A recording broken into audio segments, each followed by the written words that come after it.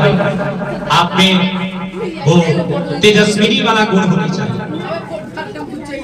कायरता नहीं होनी चाहिए।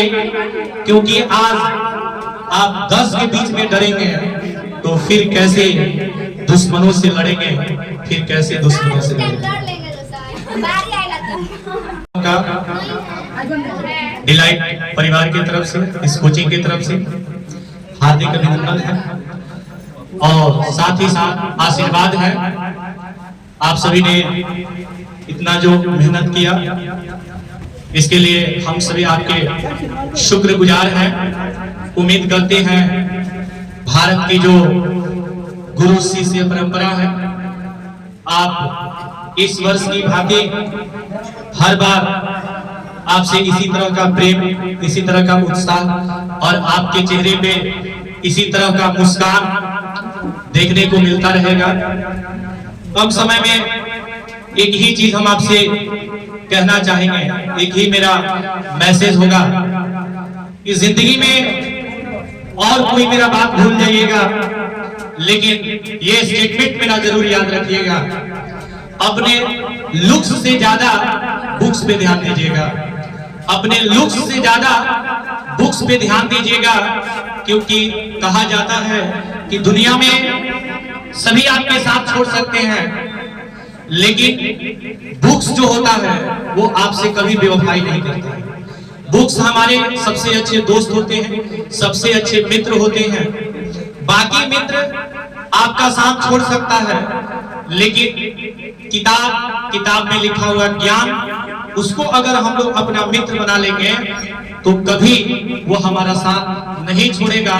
और ये मैं नहीं कह रहा हूं, ये डॉक्टर सर्वपल्ली राधाकृष्ण ने कहा था कि विद्यार्थियों को अपने लुक्स से ज्यादा बुक्स पे ध्यान देना चाहिए। एक शिक्षक से, एक आम शिक्षक से एक राष्ट्रपति भवन तक का सफर तय करने में इन्होंने अपने मेहनत से, अपने ज्ञान के, अपने विद्वता अनुभव की संपदा से ये साबित कर दिया कि ज्ञान में कितनी ताकत होती है। और इन्होंने कहा कि ज्ञान वह संपत्ति है जिसको जितना ही बांटा जाता है उतना ही वह बढ़ता है। बाकी धन को आप बांटेंगे तो खत्म हो जाएगा, लेकिन ज्ञान रूपी जो संपदा है, ज्ञान रूपी जो धन है, वो कभी खत्म नहीं हो सकता। तो तमाम विद्यार्थियों से मेरा शॉर्ट टाइम में बस यही मैसेज है, यही संदेश है कि आपको अपने लुक्स से ज्यादा बुक्स पे ध्यान देना है, ज्ञान को अर्जित करना है, अपने माता पिता गुरु और जो भी आपसे उम्मीद किए हुए हैं उनके उम्मीदों पर आपको खड़ा उतरना है। इन्हीं शब्दों के साथ, कम शब्दों में मैं अपने बारी को विराम देता हूँ। एक बार मेरे साथ बोलेंगे, जय हिंद, भारत माता की, भारत माता की, जय जवान, जय जवान। तो राधा कृष्णन अपने आप में एक नाम नहीं है। राधा कृष्णन के बारे में अगर मैं बोलना शुरू अगर करता हूं तो दिन और समय कम पड़ जाएंगे, लेकिन चूंकि आज फेस्टिवल भी है, आप लोगों को घर भी जाना है, तो समय सीमा को ध्यान में रखते हुए अगर आप में से कोई विद्यार्थी किसी तरह का कार्यक्रम प्रस्तुत करना चाहते हैं, किसी तरह का भाषण, किसी तरह का गीत, किसी तरह का नृत्य, किसी तरह का प्रोग्राम प्रस्तुत करना चाहते हैं, तो वेलकम है आपका डिलाइट इंस्टीट्यूट के इस पावन कैंपस में। स्वस्थ रहिए, मस्त रहिए और ऐसे ही जश्न में जिंदगी को ऐसे ही बिताते रहिए। अंतिम शब्द के साथ, आपकी मुस्कान हमारे लिए एनर्जी है, आपकी मुस्कान ही मेरे लिए एनर्जी है।